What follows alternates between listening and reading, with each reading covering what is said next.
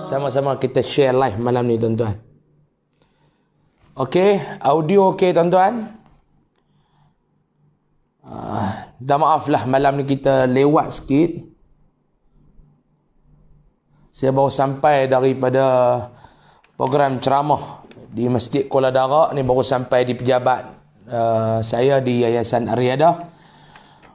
Untuk sama-sama kita cuba respon, saya cuba untuk respon mengenai perkembangan politik semasa tuan-tuan.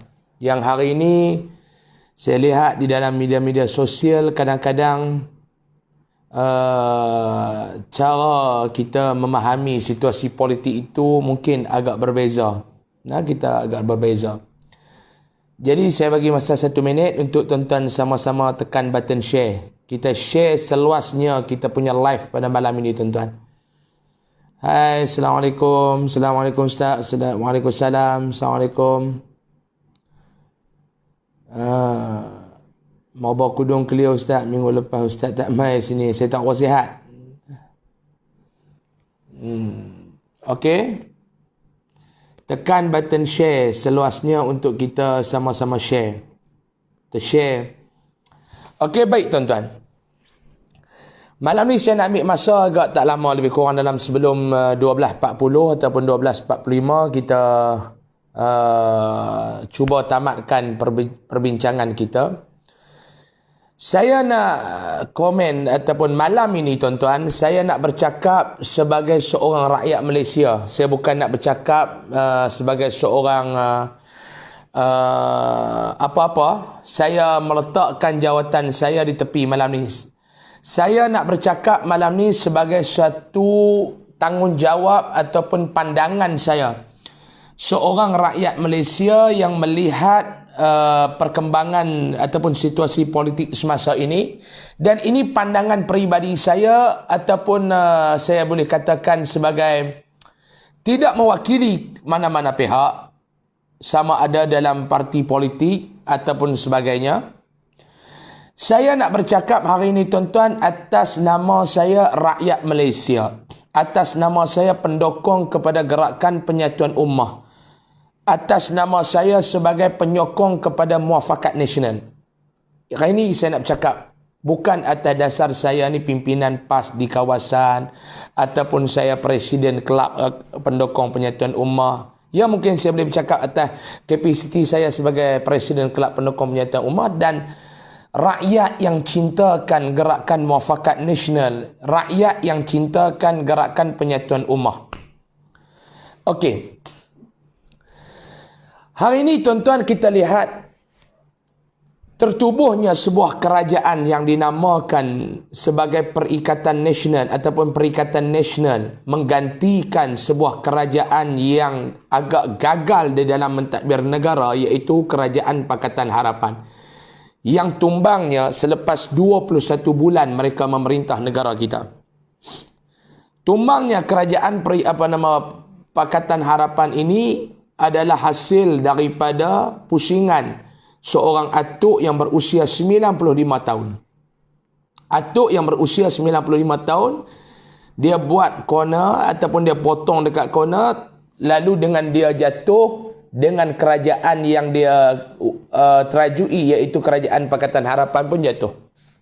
Alhamdulillah, doa daripada rakyat Malaysia, doa daripada saya, doa daripada tuan-tuan, doa daripada kita semua dimakbulkan oleh Allah Subhanahu wa taala. Akhirnya kerajaan yang cukup sial, iaitu Kerajaan Pakatan Harapan, jatuh dengan sendirinya dan diangkat sebuah gabungan parti-parti politik dengan kerjasama barisan ahli-ahli parlimen.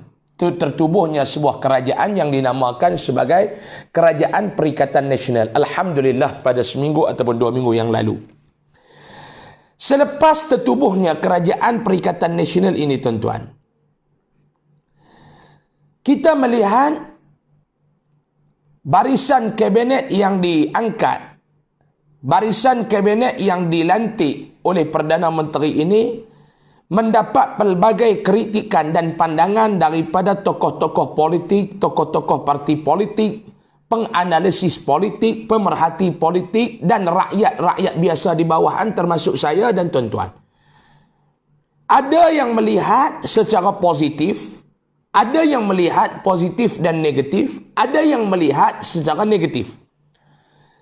Jadi pada malam ni suka saya untuk membahas ataupun memberi pandangan peribadi saya terhadap isu ini. Kerana saya melihat bila mana ada sesetengah pimpinan politik kita, terutama daripada pimpinan UMNO yang berada di bawah satu bumbung dengan kita, iaitu bumbung Muafakat Nasional, memberikan kritikan kepada barisan kabinet yang dilantik oleh Perdana Menteri iaitu Tan Sri Mahyudin Yassin, ada pandangan yang agak negatif. Akhirnya mendapat kencaman ataupun kita katakan pelbagai reaksi netizen yang bagi saya, kalau saya tidak mengambil bahagian dalam isu ini, akan nampak mengeruhkan keadaan lagi. Mungkin dengan sedikit pandangan saya dapat menjernihkan sedikit, walaupun tak banyak, sedikit keadaan apa yang berlaku. Saya nak mulakan begini. Tuan-tuan dan saya kena faham bahawa Kerajaan Perikatan Nasional seperti mana yang dimaklumkan oleh pimpinan UMNO dalam mereka punya kenyataan baru ini adalah sebuah kerajaan yang hanya melibatkan kerjasama di kalangan ahli-ahli parlimen. Kerjasama di kalangan ahli-ahli parlimen. Ahli parlimen UMNO, ahli parlimen MIC, ahli parlimen MCA, ahli parlimen PAS dan juga gabungan parti politik Sarawak dan sebagainya, dan juga serpihan daripada Pakatan Harapan yang lompat dan sebagainya. Digabungkan ahli-ahli parlimen ini, ditubuhkan sebuah kerajaan yang dinamakan, yang disebut oleh pihak media dan akhirnya menjadi satu gelaran, iaitu Perikatan Nasional. Ia tidak ada kerjasama di kalangan parti politik yang secara serius. Cuma kita mendukung kerajaan ini dengan matlamat utama kita nak terajang keluar DAP ataupun kita nak halau DAP keluar daripada Putrajaya dan juga nak menyelamatkan negara. Ini agenda utama. Terajang DAP keluar, usir DAP keluar daripada parlim, daripada Putrajaya, dan juga kita nak selamatkan negara kita, yang mana kita melihat negara ini tuan-tuan hampir-hampir lingkup yang amat teruk, rosak yang keterlaluan di bawah kerajaan Pakatan Harapan selama 21 bulan. Kita cuba tengok bagaimana corak pemerintahan mereka, agama, bangsa, ekonomi dan sebagainya rosak di bawah pentadbiran Pakatan Harapan.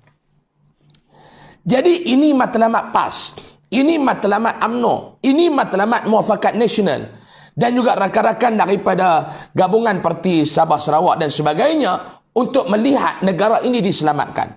Alhamdulillah, jatuhnya Pakatan Harapan, tertegaknya Kerajaan Perikatan Nasional, hasil daripada gabungan beberapa ahli parlimen, beberapa kursi di kalangan ahli parlimen kita ni yang mewakili Muafakat Nasional, yang di dalam Muafakat Nasional ini ada PAS, ada UMNO, ada rakan-rakan BN dan juga gabungan Muafakat Nasional ini juga bekerjasama dengan GPS, bekerjasama dengan serpihan daripada parti Pakatan Harapan yang lompat. Tubuhnya sebuah kerajaan yang dinamakan Perikatan Nasional. Bila tubuh sebulat suara kita mengangkat Tan Sri Mahyudin Yassin yang hari ini masih memegang jawatan sebagai Presiden Parti Pribumi Bersatu Malaysia ataupun PPBBM. Angkat dia daripada bersatu untuk jadi sebuah ataupun yang mengotai sebuah kerajaan sebagai Perdana Menteri di dalam Kerajaan Perikatan Nasional. Jadi tuan-tuan, kita tengok Tan Sri Mahyudin Yassin, kursi yang dia ada ni bersama dengan saudara Azmin Ali. Azmin bawa serpihan daripada PKR 11 orang. Tan Sri Mahyudin Yassin bawa serpihan daripada Bersatu seramai 19 orang. Bergabung, campur mereka dua jadi 30. Jadi 30 orang ahli parlimen. Bersama dengan Muafakat Nasional, PAS, UMNO dan rakan-rakan BN seramai 60 orang. Campur pula dengan GPS Akhirnya tubuhlah Kerajaan Perikatan Nasional ini, tuan-tuan. Cuma kita kena faham, bila sebut kerjasama ini di kalangan ahli-ahli parlimen, bermakna ahli-ahli parlimen serpihan PKR dan Bersatu ini, mereka hanya kerjasama sehingga parlimen nak dibubarkan untuk PRU ke-15. Mereka kerjasama hanya sampai ke suatu masa yang sesuai. Bila dibubarkan parlimen, bermakna yang ada di dalam kabinet ini, tuan-tuan, serpihan daripada PKR, serpihan daripada Bersatu ini akan menjadi pesaing kepada Muafakat Nasional di dalam pilihan raya yang akan datang. Yang ni kena jelas dulu sebelum kita nak pergi jauh. Saya ulang, ahli-ahli parlimen serpihan daripada PKR yang dibawa oleh Azmin, ahli-ahli parlimen serpihan daripada Bersatu yang dibawa oleh Tan Sri Mahyudin Yassin akan menjadi pesaing kepada Muafakat Nasional di dalam PRU ke-15 yang bila-bila masa boleh berlaku. Bila-bila masa, mungkin 2 bulan lagi, mungkin 3 bulan lagi, mungkin lepas raya, ataupun bila-bila masa, tuan-tuan, bila-bila masa boleh jadi dibubarkan parlimen ini dan pilihan raya boleh berlaku anytime, bila-bila masa. Bila berlakunya pilihan raya, kita akan bersaing semula dengan mereka. Kita berkawan dengan mereka, ada haknya. Itu yang kena tak. Ada haknya. Ada sempadannya kita berkawan dengan mereka. Kita masih di bawah satu bumbung yang dinamakan Muafakat Nasional. Ini yang perlu kita jaga. Ini yang perlu kita bina kekuatan kita. Kita kena jaga. Kita kena pelihara kekuatan kita ini dalam Muafakat Nasional. Jangan bagi bercalak. UMNO PAS UMNO, kerjasama kita seperti mana sebangsa kita jadi pembangkang, begitu jugalah eratnya kerjasama kita dan perlu dieratkan lagi kerjasama ini. Saya minta dalam apa situasi kita, kita kena kenal musuh kita siapa. Kita kena tahu pesaing dalam politik kita adalah siapa. Musuh di dalam politik kita adalah siapa.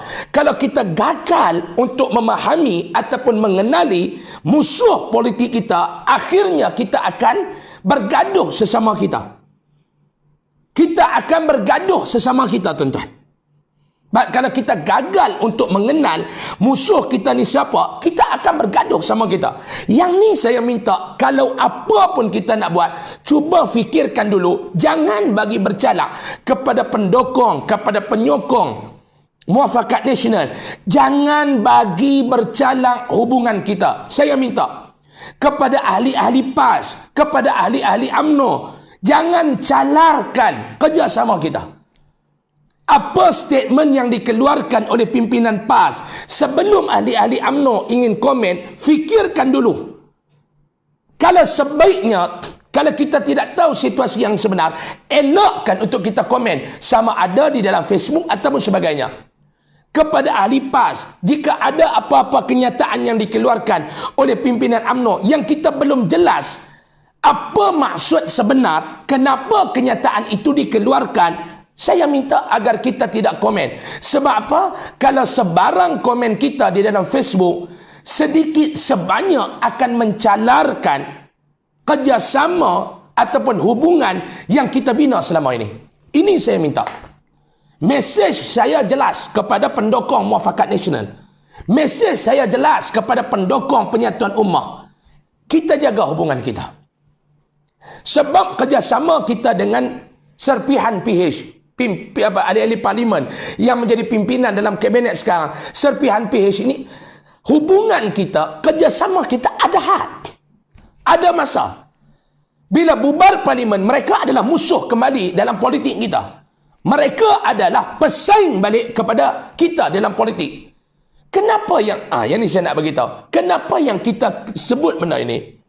Sebab bila mana kenyataan daripada pimpinan UMNO, daripada timbalan Presiden UMNO, daripada naib Presiden UMNO dan sebagainya, yang agak kita kata, kita baca. Mereka mengkritik sedikit tentang kabinet.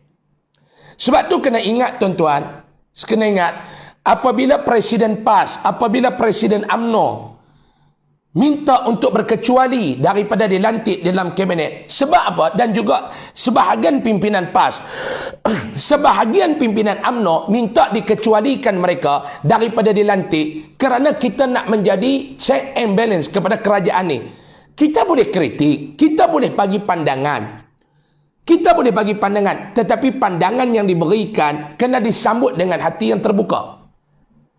Dan kita sebagai pendukung kepada gerakan penyatuan ummah, pendukung kepada gerakan muafakat nasional, saya minta agar tidak terlalu cepat untuk melatah.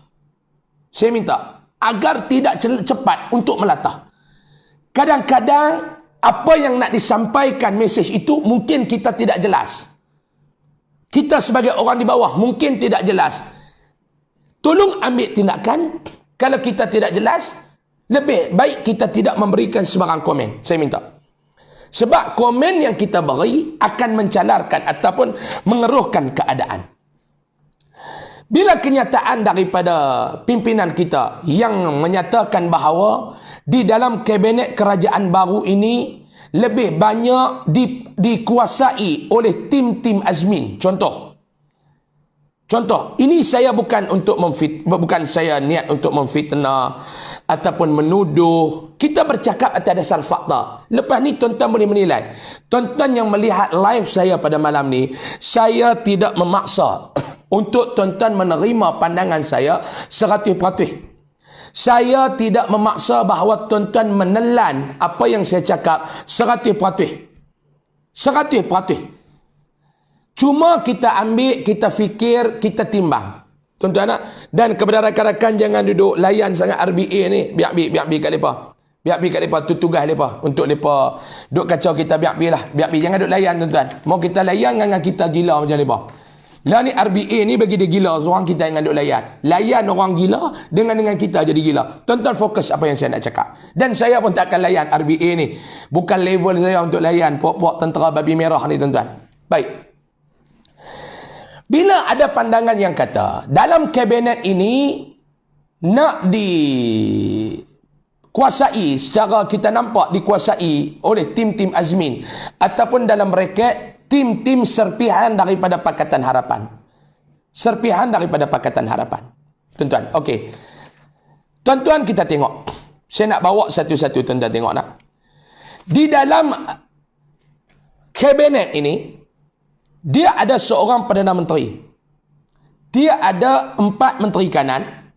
Dia ada 27 orang Menteri penuh, 27 kursi Menteri penuh dan 38 kursi timbalan Menteri.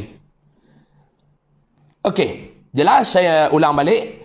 Di dalam Kabinet Perikatan Nasional ini ada satu kursi satu kursi Perdana Menteri, 4 kursi Menteri Kanan, 27 kursi Menteri penuh, 38 kursi timbalan Menteri. Tuan-tuan nampak? 1 kursi Perdana Menteri, 4 kursi Menteri Kanan, 27 kursi Menteri penuh, 38 kursi timbalan Menteri. Kita kena ingat pula, sebelum kita nak urai, Gabungan Perikatan Nasional ini berapa parti? Yang pertama PAS. Yang kedua UMNO. Campur dengan BN. Yang ketiga serpihan daripada PH, PKR dan Bersatu. Yang keempat GPS. Maknanya kita ada 4 parti utama. Mari kita tengok bagaimana pembahagian kursi-kursi ini dibuat. Ini bukan saya nak tohmah ke apa tak. Ini pandangan rakyat biasa di bawah. Tuan-tuan kena ingat, saya ulang semula. Saya bercakap pada kali ini tidak mewakili mana-mana pihak dan saya bercakap atas kapasiti saya seorang rakyat Malaysia yang melihat perjalanan kerajaan baru ini. Dan juga saya bercakap atas dasar saya ini juga pemerhati kepada politik semasa. Saya tidak mewakili mana. Ini peribadi saya. Ini peribadi saya, jelas. Tuan-tuan jangan kaitkan saya dengan mana-mana pihak. Sama ada saya bercakap ni mewakili PAS. Tidak. Saya nak mewakili PAS. Apa? Saya bukan pimpinan PAS. Saya tidak mewakili UMNO. Saya nak bercakap mewakili UMNO apa? Saya bukan pimpinan UMNO. Saya salah seorang rakyat Malaysia yang cintakan negara, yang cintakan muafakat nasional, yang sayangkan kerajaan baru ni. Cuma ini pandangan peribadi saya. Jelas. Saya ulang semula, ini pandangan peribadi saya. Tuan-tuan nak terima silakan. Tuan-tuan nak tolak pun silakan. Tidak ada masalah. Nah, tidak ada masalah. Saya nak terang. Ulang balik. Muafakat nasional, PAS, UMNO dan BN ada 60 kursi yang dibawa di dalam kerjasama Perikatan Nasional ini. 60 kursi ahli parlimen. PAS ada 18, BN ada 42. Jadi campur semua 18 campur 42 dibawa ahli-ahli parlimen untuk duduk di dalam kabinet ataupun kerjasama ini. 60 orang ahli parlimen yang menyokong Tan Sri Mahyudin Yassin sebagai Perdana Menteri Malaysia. Tolak. Bekas ataupun serpihan, puak-puak serpihan daripada PH, ahli-ahli parlimen yang serpihan daripada PH, di bawah Datuk Seri Azmin Ali ada 11 orang. Di bawah Tan Sri Mahyudin Yassin ada 19 orang. Campur 2, 30. Serpihan PH ada 30. Muafakat Nasional ada 60. Muafakat Nasional ada 60. Serpihan PH ada 30. Boleh nampak? Saya ulang. Muafakat Nasional, PAS, UMNO, BN 60 kursi. Serpihan daripada PH hanya ada 30 kursi. Dan campur GPS ada 18 kursi. Baik. Jelas. Ini angka ahli parlimen yang ada. Muafakat Nasional 60, serpihan PH 30. Dan juga GPS 18. Dan mungkin ada yang sokong lagi. Mungkin untuk melayakkan ni. Cuma kita ambil yang ni lah. Saya tidak mau nak bilang sama ada masa perjumpaan dengan ke bawah duli yang Maha Mulia Tuanku Agong tu cukup kursi ataupun tidak. Itu bab lain. Yang saya nak cerita yang ni. Mungkin yang dulu cukup, ada orang lain sokong apa semua, cukup. Yang tu tak terlibat. Saya nak cerita yang lain. 60 muafakat nasional, 30 serpihan PH, 18 GPS. Kita tengok pembahagian kursi menteri dan timbalan menteri pula macam mana. Kabinet dan kabinet. Saya ulang. Perdana Menteri satu kursi, timbalan Perdana Menteri tidak ada, 4 menteri kabinet, 27 menteri penuh, 4 menteri kanan, 27 menteri penuh, 38 timbalan menteri. Kita tengok. Bila mana Tan Sri Mahyudin Yassin di dalam sidang medianya, dia menyatakan bahawa barisan menteri yang nak diangkat untuk membarisi ataupun memenuhi ruang menteri-menteri kabinet yang tidak ada kes, yang berintegriti dan sebagainya. Yang tu kita sembang lagi. Kita setuju. Saya bila mana disebut benda itu, saya bersetuju. Alhamdulillah. Sebab apa? Seriusnya kerajaan baru ni nak angkat di kalangan pimpinan yang menerajui negara ini, pimpinan yang tidak ada kes. Contoh, 18 orang ahli-ahli parlimen PAS bersih. Contoh, yang tidak ada kes rasuah, yang tidak terpalit dengan kes di mahkamah dan sebagainya. Sama ada benda itu didapati bersalah ataupun tidak. Tetapi kalau ada kes di mahkamah, seeloknya jangan ada di dalam barisan kabinet Kerajaan Perikatan Nasional. Alhamdulillah, bila slogan ini, bila benda ini dilontarkan, kita rasa cukup seronok lah. Sebab kita nak melihat satu barisan kabinet yang cukup berjaya. Tapi bila mana disebut ataupun pengumuman tentang barisan kabinet yang disebut, kita nampak di situ agak ada benda yang tidak berapa cantik. Ada benda yang tidak berapa cantik. Di dalam pembahagian kursi ini, Perdana Menteri adalah Tan Sri Mahyudin Yassin. Tan Sri Muhyiddin Yassin. Dia mewakili mana? dia mewakili bersatu. Ataupun kita kata serpihan PH. Satu dah dapat dah untuk dia. 4 menteri kanan. 4 menteri kanan. Dia kata timbalan Perdana Menteri tidak ada. Cuma yang ada 4 menteri kanan. 4 menteri kanan. Yang paling kanan adalah Datuk Seri Azmin Ali. Datuk Seri Azmin Ali yang menjadi menteri Menteri Industri ke apa tadi? Menteri Perdagangan Antarabangsa dan Industri. Datuk Seri Azmin Ali. Wallahu alam. Tuan-tuan sendiri boleh menilai sama ada ini adalah tokoh yang bersih ataupun dia pun terpalit dengan skandal seks. Wallahu alam. Saya tak mau komen, itu tuan-tuan boleh bercakap. Menteri paling kanan iaitu Azmin Ali mewakili PPBM. Dia dipecat daripada PKR, dia mendaftar sebagai ahli biasa. Ahli biasa Parti Pribumi Bersatu Malaysia. Ahli biasa. Tuan-tuan, dia bukan ketua bahagian, dia bukan AJK bahagian, dia bukan apa, cuma ahli biasa menjadi menteri paling kanan. Dan disebut oleh Tan Sri Mahyudin Yassin, sekiranya beliau tidak berada di dalam negara, beliau berada di luar negara, yang akan menguatai ataupun mempengerusikan mesyuarat kabinet ini adalah si Azmin Ali ni, Datuk Seri Azmin Ali. Okey, tak apa, tak tepi. Dia PPBM. Yang kedua daripada UMNO, iaitu Menteri Pertahanan Datuk Seri Ismail Sabri. Yang ketiga Menteri Kerja Raya Datuk Seri Fadilah Yusof mewakili GPS. Yang keempat Senator Radhi Jidin, dia mewakili Bersatu. 4 menteri kanan.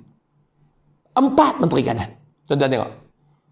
Tuan-tuan, ini kita bincang, kita bukan nak cari salah siapa, tak. Kita nak tengok. Dan saya katakan tadi, ini pandangan saya sebagai rakyat biasa yang tuan-tuan boleh bersetuju ataupun tuan-tuan tidak bersetuju, dipersilakan.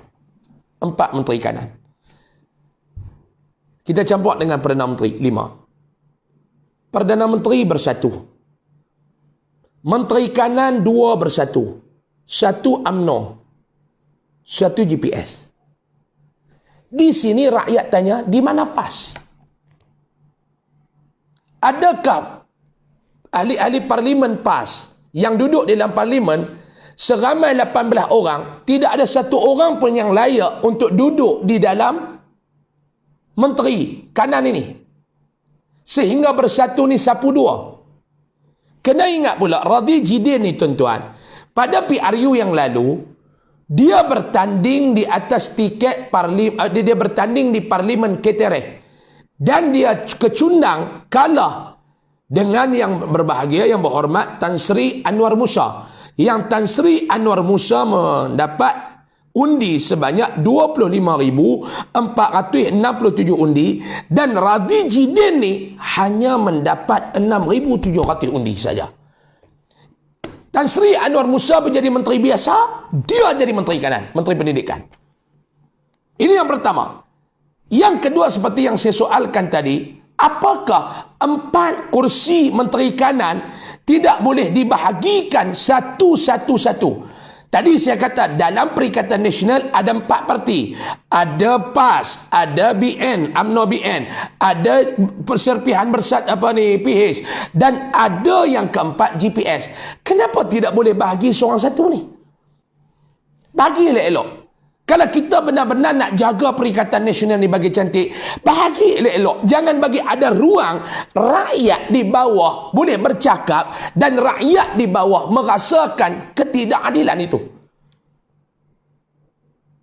Ni, 4. Apakah tidak boleh diambil timbalan Presiden PAS, Datuk Tuan Ibrahim Tuan Man, sebagai seorang tokoh pendidik yang latar belakang pendidikannya ada master, bekas pensyarah?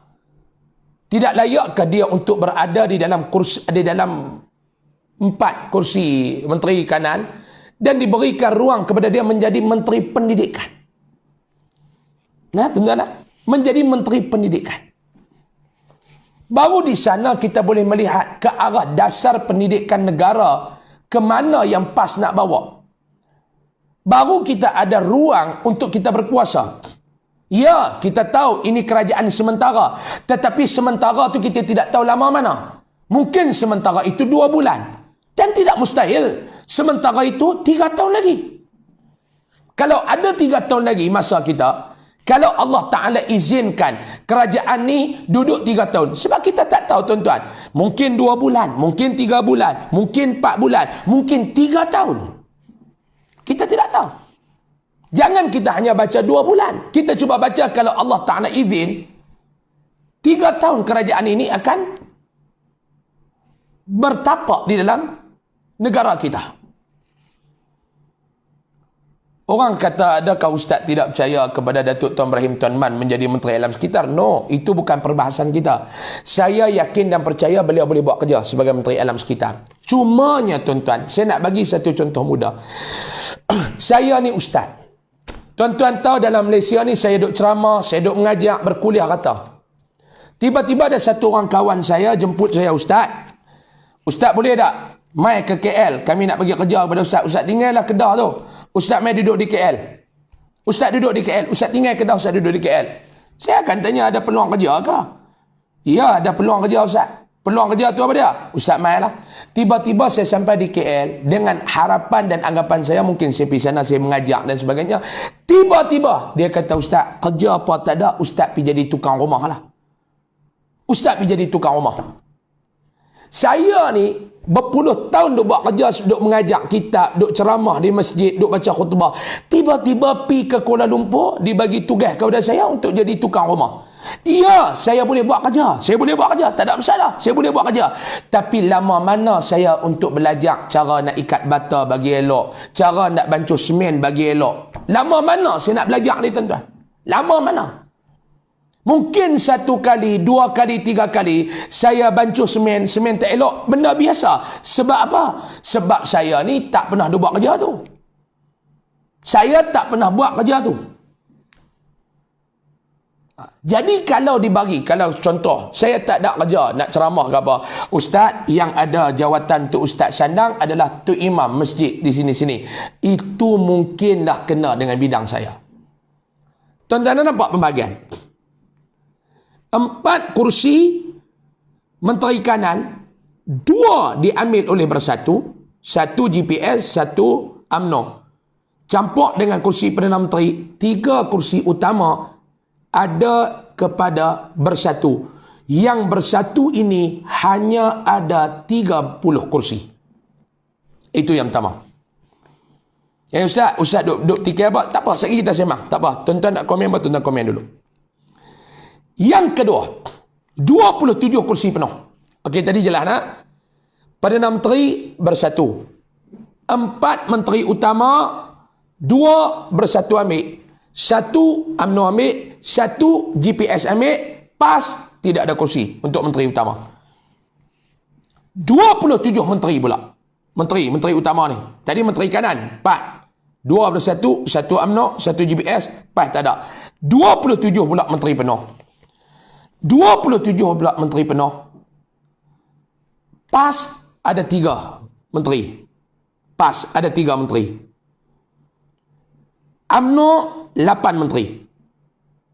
Bersatu 7 menteri.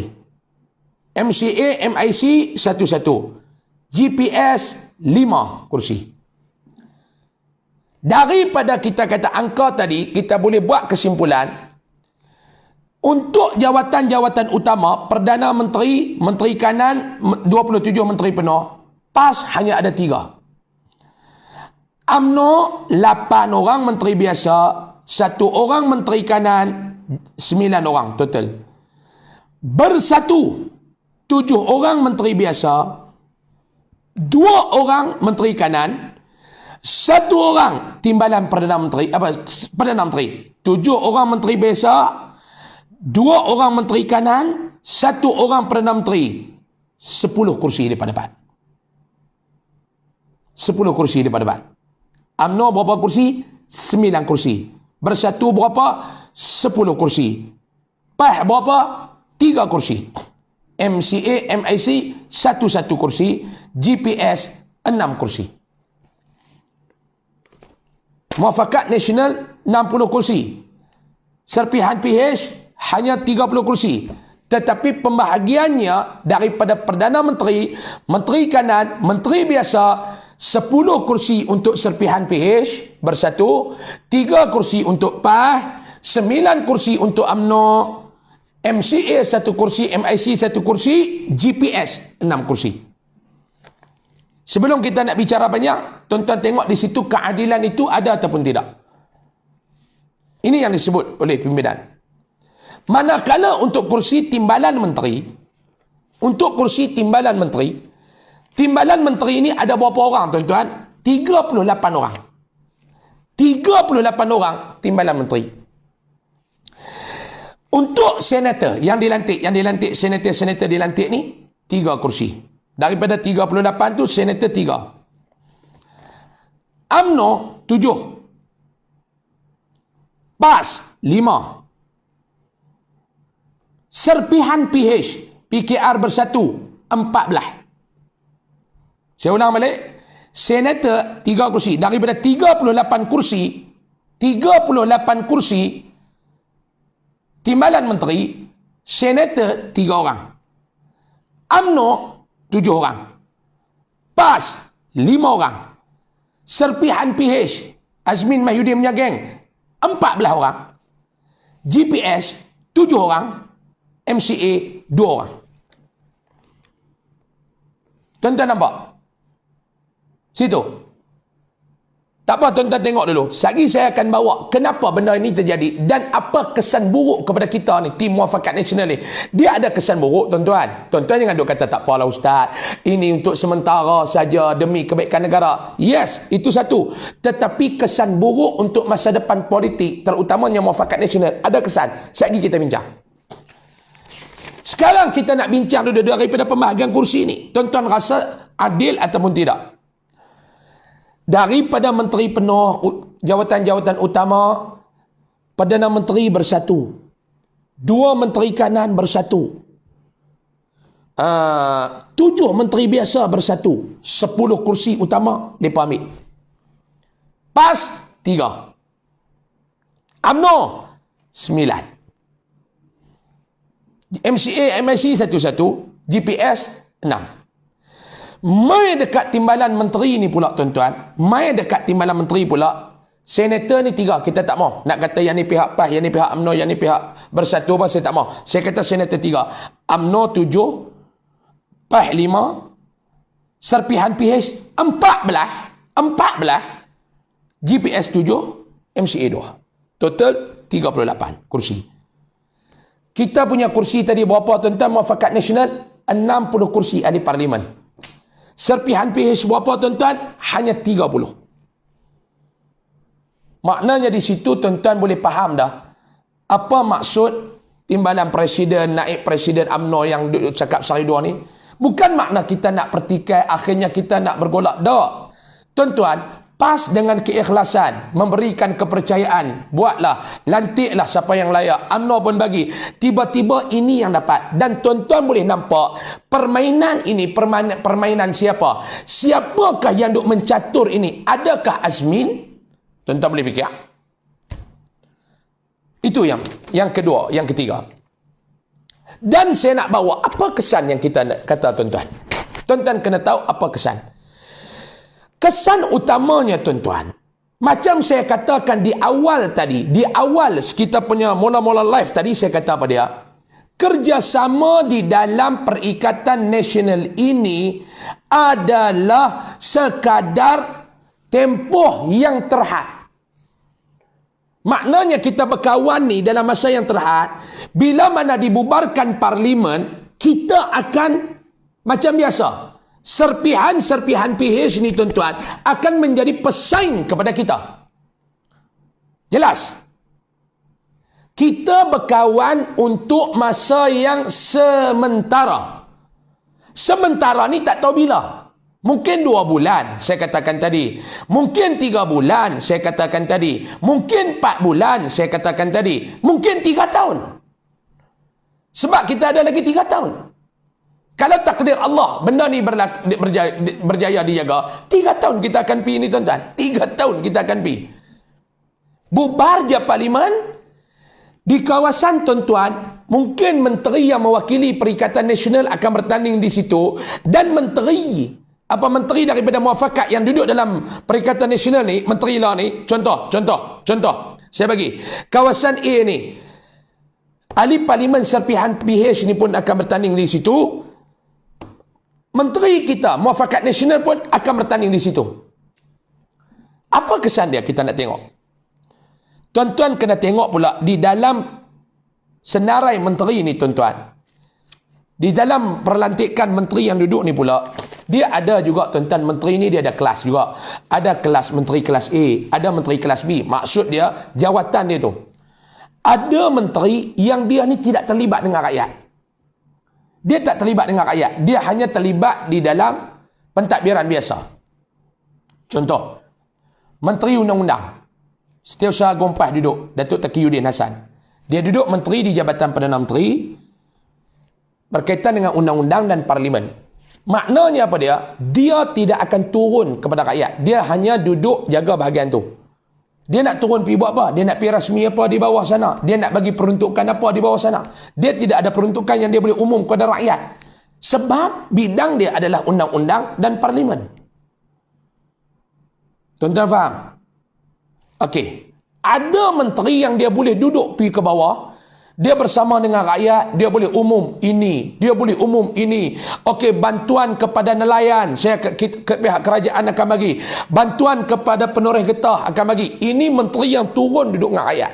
Ada menteri yang duduk dalam jabat saja. Dia jaga bidang kuasa dia sebab tugas masing-masing. Bila tengok tadi tuan-tuan, kita tengok nak menteri-menteri yang terlibat dengan rakyat. Tuan-tuan akan tengok sama ada menteri ini diberikan kepada blok muafakat nasional ataupun blok serpihan PH tadi. Saya bagi menteri yang pertama, menteri yang duduk bersama dengan rakyat. Apa dia? Menteri Wanita dan Keluarga. Ini menteri yang akan duduk di bawah bersama dengan ibu-ibu, yang akan turun buat program bersama dengan anak-anak, yang akan buat turun program. Siapakah yang duduk di sini tuan-tuan? Adakah blok muafakat nasional? No. Siapa yang akan duduk? Yang duduk di situ serpihan PH, iaitu Rina Harun. Menteri Pembangunan Luar Bandar, yang dia boleh turun mai ke kampung, dia umum projek ni. Dia turun mai ke kampung, dia bagi ni. Adakah menteri ini di blok muafakat nasional ataupun di pihak serpihan PH? Siapa dia? Datuk Dr. Abdul Latif Ahmad. Serpihan PH. Tuan-tuan nampak? Menteri yang jaga perumahan dan kerajaan tempatan. Ini banyak juga boleh dia umum. Bagi yang tu, bagi yang ni. Iaitu Zuraida Kamarudin. Juga serpihan daripada Pakatan Harapan. Menteri apa? Alam sekitar. Nak jaga alam sekitar, nak turun nak umum apa? Menteri apa? Jaga undang-undang dan parlimen. Ada pun satu komoditi tu okey juga lah. UMNO menteri apa? Duduklah jaga pertahanan negara, menteri pertahanan. Tuan-tuan nampak tak daripada satu sudut yang halus, di dalam 2, 3, 4 bulan ini rakyat akan menilai performance menteri-menteri kita. Kalaulah kita berlawan nanti pada PRU yang akan datang, satu menteri yang banyak turun duk bagi peruntukan kepada rakyat, dia lawan pula dengan muafakat nasional, satu menteri yang tidak boleh buat apa-apa. Dia duduk dalam pejabat, dia bukan bidang kuasa dia apa, dia jaga undang-undang dan sebagainya. Agak-agak rakyat akan nampak menteri mana, ahli politik mana yang lebih berjiwa rakyat. Tuan-tuan, agak-agak orang akan nilai ni dia. Di sini orang akan nilai, yang ni menteri PH, dulu dia paduk dengan PH, yang ni menteri PAS, yang ni menteri UMNO, yang ni menteri GPS. Bila mereka tengok tiba-tiba menteri PH ni nampak lagi smart buat kerja, orang akan kata tara tu je PAS, tak pernah duk jadi kerajaan, dia boleh buat kerja tara tu je. UMNO boleh buat kerja. Sedangkan bukan menteri-menteri kita tak mau kerja, tetapi bidang kerja tu tuan-tuan, Bidang jawatan tu skop aja tak ke mana. Di sini nampaknya satu percubaan ataupun satu perancangan untuk membunuh politik muafakat nasional secara halus. Secara halus. Kita tak boleh nak turun bagi peruntukan apa-apa. Turun bertemu dengan pelajar, turun bertemu dengan ibu bapa, turun bertemu dengan guru-guru. Ini bukan kita. Itu radijidin daripada bersatu. Sebab itu pembahagian inilah yang dimaksudkan oleh pimpinan muafakat nasional ni tuan-tuan, terutamanya UMNO yang sehari dua ni yang duk komen. Ini pada pandangan mereka yang mereka nampak. Bukan bermakna ahli-ahli ataupun pimpinan UMNO ni pelahap nak jawatan. Tuan-tuan kena bezakan yang tu. Tuan-tuan kena bezakan yang tu. Saya jadi rasa galat tuan-tuan bila mana pimpinan kita bagi kritikan yang mewakili muafakat nasional. Bagi kritikan bukan atas dasar peribadi mereka, bukan atas dasar perut mereka, tetapi mereka nampak satu skop membahayakan kita daripada muafakat nasional. Tiba-tiba ahli bawahan tiba ni lah, lepa dah kalah, tak reti nak bersyukur, perangai tak berubah, duk pelahap jawatan. Ini saya tak mahu tuan-tuan. Sedangkan yang kita nampak, yang mereka nampak, kita tak nampak. Contoh lagi saya bagi tuan-tuan. Bila mana pembahagian-pembahagian ni, wakil rakyat yang mewakili orang asli. Apa tu yang misai tarin tu nama apa? Yang misai tarin apa nama tu ahli parlimen Cameron Highland, Allahumma salli ala Sayyidina Muhammad. Tuan Ramli, YB Tuan Ramli. Dia juga menyoal bahawa dia ini mewakili daripada masyarakat orang asli. Yang sewaktu berkempen dahulu kita macam-macam benda yang kita kempen. Tiba-tiba di dalam pembentukan kerajaan yang baru, wakil daripada orang asli tidak diberikan tempat di dalam kabinet. Bahaya untuk masa depan bila dibubarkan parlimen tuan-tuan. Ini bukan nak bertengkar kerana tak puas hati bak jawatan. No. Ini demi survival politik muafakat nasional yang saya katakan tadi. Ini tuan-tuan, sebab tu saya nak bagi tahu kepada tuan-tuan, kita kena tahu apa masalah, siapa punca masalah, dan siapa sepatutnya yang kita pertahan, dan siapa yang sepatutnya kita kritik. Takut-takut kita duk guna peluru dan senjata tembak sesama kita. Saya ulang balik, tuan-tuan kena kenal pasti masalah. Tuan-tuan kena kenal pasti masalah. Tuan-tuan kena tahu siapa yang membawa punca membawa masalah. Dan siapa yang tuan-tuan kena pertahan. Dan siapa yang tuan-tuan kena kritik. Ini bukan masalah kita nak jawatan tuan-tuan. Ahli-ahli parlimen lain.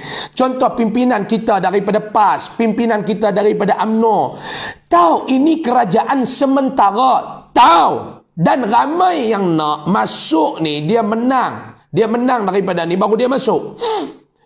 Ini kerajaan sementara untuk menjaga kerajaan daripada terus dihancurkan oleh Pakatan Harapan. Yes, kita setuju. Tetapi dalam masa yang sama, kita tidak mahu kerjasama ini membunuh politik muafakat nasional. Membunuh politik kita. Sebab tuan-tuan kena ingat semua tuan-tuan. Tuan-tuan kena ingat. Bukan semua rakyat yang dia macam saya. Bukan semua orang faham macam tuan-tuan. Macam saya, apa jadi pun aku tetap pah. Hampa wak mai lah bulldozer berat mana, hampa tolak aku ke belakang, aku tak akan pangkah orang lain, aku akan pangkah pah.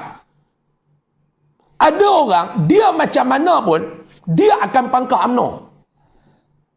Tetapi tuan-tuan kena ingat budak-budak muda yang agak liberal, budak-budak muda yang agak terbuka, mereka akan tengok nanti. Bila macam saya katakan tadi, menteri yang duduk dalam kerajaan sekarang ni tiba-tiba dua. Tiba-tiba dua. Contoh, saya katakan contoh. Dia ni menteri yang banyak bagi bajet kepada rakyat, yang ni tak bagi bajet. Tuan-tuan akan nampak tak, satu peluru yang akan diguna, bezakan di antara dua menteri ini sewaktu mereka berjawatan menteri. Yang ini, ni dia projek dia bagi kepada rakyat. Yang ni tak turun jumpa dengan rakyat. Yang tak turun jumpa dengan rakyat ni, macam saya katakan tadi, sebab dia tak ada apa-apa dia nak turun. Tidak ada urusan yang untuk dia turun, untuk dia pergi umum apa-apa. Sebab bidang tugas dia itu hanya dalam pejabat. Hanya berjumpa dengan orang-orang yang tertentu. Agak-agak bahaya ataupun tidak, tuan-tuan? Cyber Troopers PH akan serang habis-habisan. Ni tuan-tuan duk tengok dalam live ni, tuan-tuan duk layan lah, saya dah kata tu. Dia akan bagi. Sebab tu saya tak layan Cyber Troopers ni. Mampu pergi kat mereka lah. Cuma kita nak bercakap. Ini tuan-tuan. Dan juga kelemahan kita ini akan digunakan sebagai senjata untuk menyerang kita semula. Sebab itu saya harap kepada tuan-tuan, bila ada apa-apa kenyataan daripada pucuk pimpinan kita, saya kena ingat saya kena bagi tahu je ni. Orang PAS kena, orang UMNO kena anggap pimpinan PAS itu juga pimpinan ahli UMNO. Orang PAS juga kena anggap pimpinan UMNO adalah pimpinan kita, sebab kita di bawah satu bumbung namanya Muafakat Nasional. Pimpinan-pimpinan kita mengkritik, pimpinan-pimpinan kita mengkritik perkara ini adalah untuk kebaikan Muafakat Nasional. Kadang-kadang apa yang difikirkan oleh mereka kita tak dapat fikir. Walaupun kerajaan Perikatan Nasional, tuan-tuan kata kerajaan sementara, saya ulang semula, sementara ni kita tidak tahu bila. Mungkin 2 bulan, mungkin 3 bulan, mungkin 2 tahun, mungkin 3 tahun. Tetapi dalam masa kita nak menyelamatkan negara, jangan sampai masa depan politik Muafakat Nasional itu terjejas. Mudah-mudahan apa yang saya terangkan sedikit ini kepada tuan-tuan mampu memberikan sedikit kefahaman. Ini luahan dan pandangan saya sebagai rakyat Malaysia yang tidak mewakili mana-mana pihak. Saya bercakap atas dasar nama peribadi yang sayangkan Muafakat Nasional, yang sayangkan negara. Cuma kritikan daripada pucuk pimpinan kita itu tidaklah ke tahap untuk mengeleraikan ataupun menghancurkan kerajaan. Itu kena faham. Kita sayang kerajaan Perikatan Nasional ini. Sebab apa? Sebab kerajaan ini kerajaan kita. Kritikan yang diberikan oleh pucuk pimpinan kita tidaklah sampai ke tahap untuk menghancurkan kerajaan ataupun memusnahkan kerajaan, menjahanamkan kerajaan. Tidak. Ini kritikan untuk membina. Pandangan saya malam ni, pandangan untuk membina. Bukan kita nak tengok siapa salah, bukan kita nak tengok siapa tak betul. Tidak. Cuma saya sayangkan Muafakat Nasional. Saya tidak mau di antara kita bercalap disebabkan kerja orang lain. Mudah-mudahan apa yang saya sampaikan, apa yang saya ungkapkan, apa yang saya kongsikan pada malam ini ada sedikit sebanyak manfaat untuk diri saya dan manfaat untuk kita bersama. Dan kepada rakyat Malaysia yang menonton live pada malam ini, saya mohon kepada anda semua untuk terus bermunajat kepada Allah Subhanahu wa taala, teruskan berdoa kepada Allah Subhanahu wa taala pada waktu malam ini. Tuan-tuan bangun di tengah malam berdoa kepada Allah agar wabak coronavirus ataupun COVID-19 ini dapat Allah Ta'ala angkat dengan kadar yang segera, insya-Allah. Sebab kita duk tengok makin bertambah perkembangan, agak membimbangkan, agak merisaukan. InsyaAllah saya pun dah ambil keputusan, walaupun pada sebelum ni saya rasa tidak ada apa-apa, saya nak teruskan ceramah macam biasa, tetapi memandangkan hari ini perkembangan dan juga saya mendapat panggilan daripada rakan-rakan dari Kementerian Kesihatan Malaysia daripada Putrajaya yang menghubungi saya agar Ustaz, untuk masa sekarang kita minta Ustaz hold dulu kuliah-kuliah sebab kita nak kurangkan tempat-tempat orang duduk ramai-ramai ni. Kadang-kadang kita pergi kuliah 500-600 orang pada ada ni, kita nak kurangkan. Kadang-kadang kita pergi ceramah sampai 1000 orang duk ada ni tuan-tuan. Kita tak mau satgi benda ni berjangkit apa semua. Dan insya-Allah malam besok saya akan menyampaikan kuliah di Masjid Kuala Pai dan menjadi kuliah terakhir sebelum saya tangguh. Mungkin dalam 2 minggu, mungkin dalam 3 minggu. Cuma 19 hari bulan ni di undangan jemputan di Greek saya akan turun. Dan lain pada tu kuliah-kuliah bulanan saya apa semua saya akan tangguh. sehingga mungkin 2 minggu, mungkin seminggu, mungkin 3 minggu, sehingga saya akan maklumkan kelak. InsyaAllah kita doakan agar negara kita diselamatkan oleh Allah Subhanahu wa taala. Terima kasih semua. Jam dah menghampiri jam 1 pagi. Terima kasih. Mohon maaf kalau ada salah dan silap. Assalamualaikum warahmatullahi wabarakatuh.